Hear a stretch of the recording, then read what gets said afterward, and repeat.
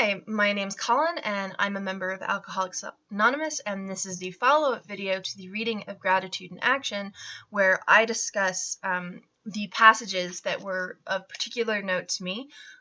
Feel free to write a comment or post a response video, but please try and be nice. Anything negative, and I'm just going to delete it. So, without further ado, here we go. One of the things that really jumped out at me in this story was the writer Dave's social anxiety and depression, and how at first drinking seemed to help that, but that later on it actually caused more problems than it solved. And that is very similar to my story, because I have rampant social anxiety and generalized anxiety, and I suffer from depression, and I'm medicated now. But for years and years and years, I self-medicated with liquor.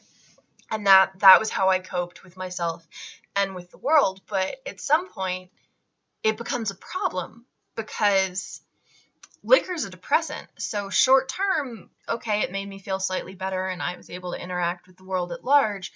But long term, it just made my depression worse, which meant I had to drink more, which made my depression worse, which made I had to drink more, and on it goes. It was an incredibly vicious cycle. And so I had to find another way, and that way was seeking actual proper treatment for my diseases, and then Alcoholics Anonymous for the drinking habit I managed to pick up after my years of self-medication. Not a surprising outcome, and so I'm here today talking at my computer, and to those of you out in YouTube verse, sharing my message. So when he said, on page 193, I know firsthand the mysterious state of people who appear to be sure of themselves, but are actually eaten alive with fear inside. I had a rather strong inferiority complex, and that speaks to me so completely. I am so that, because and it's one of my character defects. I'm working on it as I do step 7. I come off as really pompous and arrogant and condescending, and it's because I'm so nervous and I have such an inferiority complex that it's a wall I put up that really helps me, but it is counterproductive. It is a character defect. Sorry, I don't want to call it counterproductive, because it was very helpful when I needed it, but it's a character defect now. It's not something I need now, so I have to be willing to let it go. On the next page, he talks about alcohol suddenly made me into what I always wanted to be. And alcohol didn't really do that for me. It wasn't like this amazing cure-all that suddenly made me confident, but it took enough of the edge off that I was okay. And there was this sort of like magic window of drinking whereby just the right amount and I would relax and I would be okay, and like I could play pool really well because I got outside of my head. And then I'd have too much, and then things would start getting fuzzy and I really couldn't hold the pool cue. But there was that like magic amount, and I'm now realizing that none is the magic amount. But it really seemed to help me until it became this thing that I was lugging around, and I couldn't seem to stop. And then he says on page 195, I wondered how this misery would end. I was full of fear. I was afraid to tell others what I felt, lest they would think I was insane. I was terribly lonely, full of self-pity, and terrified. Most of all, I was in a deep depression. And yeah, I was so incredibly depressed by the end, and I didn't know how to get out of it, and I didn't know how it would end. And I wasn't actively suicidal. I never tried to kill myself, but just if death would come to me, I just really wanted death to just come to me so that I would be done. I would be out of it. I wouldn't have to deal with this shit anymore. Fortunately, it didn't, because that would not have been good, arguably for me, certainly for my family and those who do care about me. But yeah, that absolute sinking well of depression where the only thing that seems to help is liquor, but it also makes it so much worse, and it's just this horrible quandary that you're stuck in. But he got out of it, and so did I, and that gets me to what and then there's denial. Jumping ahead a little bit. Then there's denial on page 194.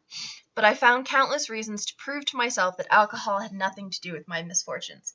And that's the thing. I knew I was depressed. I knew I was self-medicating through liquor. But I didn't see how much liquor was contributing to the depression.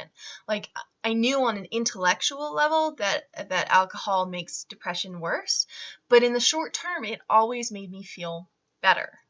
And so I didn't really blame it for any of my problems. I blamed my depression. I blamed the world at large. I blamed everything and everybody, including myself. But I never really looked at the role alcohol played in that until I joined Alcoholics Anonymous and started really analyzing, like, how much of a crutch it had become and how hindering it had become in my life. And so that's that.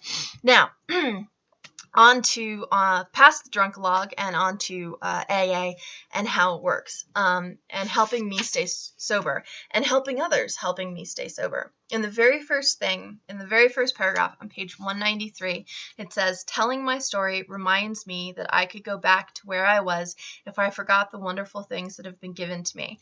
And that, absolutely, I mean, that's a huge part of why I'm doing this. One, the stories are where I really, really relate.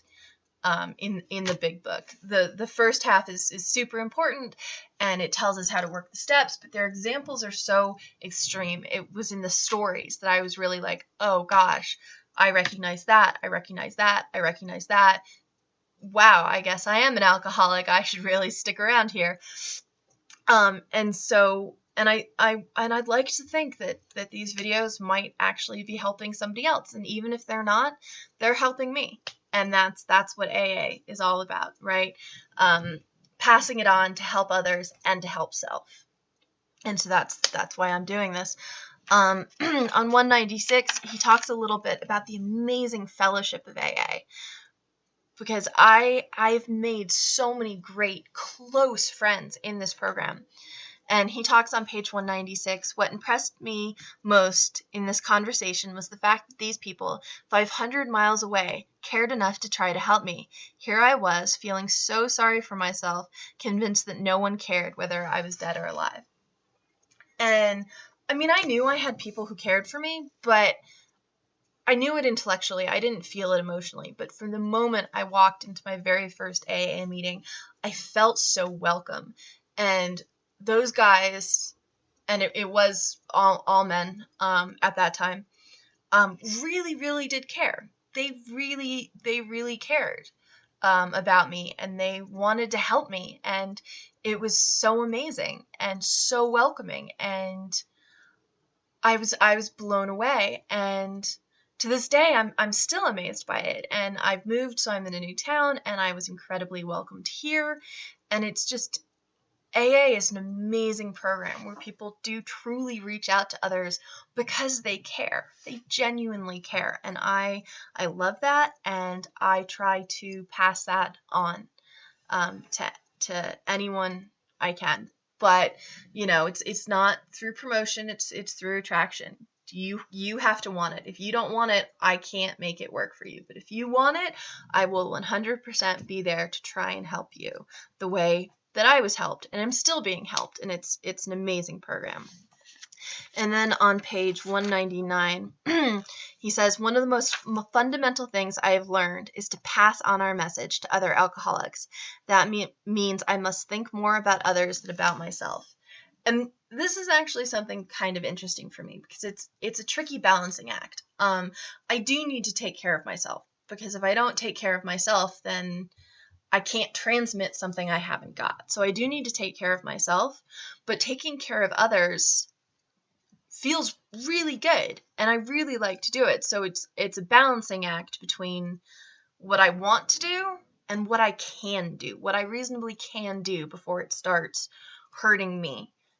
So finding that balance is incredibly important, but putting others first is also incredibly important. And the very first meeting I went to, and it became my home group while I lived in Hawaii, they had, in big framed, was the overall responsibility of AA, which is I am responsible when anyone anywhere reaches out for help. I want the hand at AA always to be there, and for that I am responsible. And it was said at the end of every meeting before the closing prayer. And it really instilled in me the importance that this is a fellowship, that there is no one person making sure it all works. It's a fellowship. We are all responsible to each other, and we all have to help each other. And that is how this program works. And I love that. So let's see, that was social anxiety, denial, helping me stay sober. And yeah, the final thing I'll comment on is the very next sentence when he says, practicing these principles in all my affairs. The most important thing is to practice these principles in all my affairs. In my opinion, that is what Alcoholics Anonymous is all about. And it's interesting because I actually kind of feel sorry for normies, I guess they're called, because they don't have a program. I feel like everyone could benefit from these 12 steps because everyone has obsessions of the mind, sometimes to stronger degrees and sometimes to lesser degrees, but the steps are a way of living, and they're a way of living an incredibly happy, fulfilling, functional life. And I love them, and I really too try and remember to practice these principles in all my affairs. And sometimes it's easy, and sometimes it's really, really, really fucking hard. But it's so incredibly important because when I follow the steps, I tend to be happy. And when I don't, when I'm all me, not thinking about others, not following the steps, hoarding my character defects, I'm not happy. The way I want to be is not good for me, because what I want, in my heart of hearts, what I want is to sit on my bed in my comfiest gym jams, eating pizza, drinking beer, and watching sci-fi. And if I could go a month without having to interact with anybody beyond handing over my cash to get my za, I would. I so would. But I know from personal experience that when I've spent 3-4 days doing nothing but that, I am always unhappier at the end. I'm always more depressed at the end than I was when I started. And so what I want isn't healthy for me. That desire to isolate, to drink, it's not healthy for me. I need to go out and I need to engage. And so I need to work the steps, and I need to practice these principles in all my affairs, and I need to go and help other alcoholics, and I need to remember to be grateful, because when I remember, I am so grateful to this program. So that's all for me. Like I said, feel free to watch, post comments, what have you. Just remember, be nice, because this is kind of sort of like an AA meeting. So be courteous, kind, and respectful. Okay, bye.